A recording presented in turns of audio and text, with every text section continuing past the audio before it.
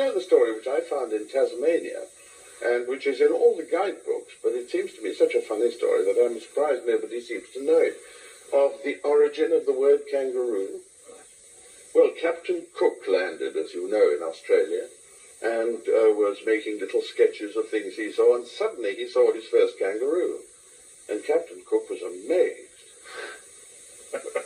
And he saw an elderly Aboriginal sitting on a rock, I suppose making a boomerang or whatever, whittling away at a boomerang. He went up to him and said, "Excuse me, what is that?"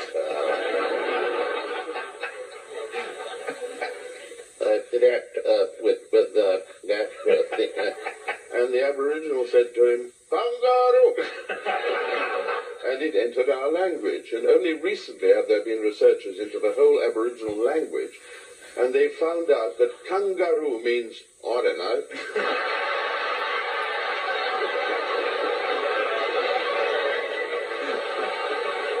what I can't understand, having been to Japan several times now, is if they stay at Japanese inns or country cottages, how can they get in there? Because I find it absolutely impossible.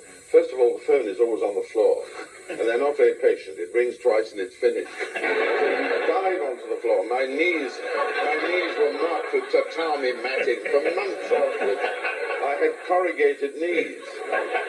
I fell out of bed once, 2 inches. I don't know what they do, these people, because they're much too small for me. Well, they're pretty flexible. I took a bath in there, you know. The bath is a kind of square, yeah, which is very deep, yeah, but very, very small. And I stood in the bath, and thanked heaven that I was alone for a minute, and suddenly the bath mat got up. It was an old lady, I hadn't noticed her. She held a kimono, which I then got into, and it came to here,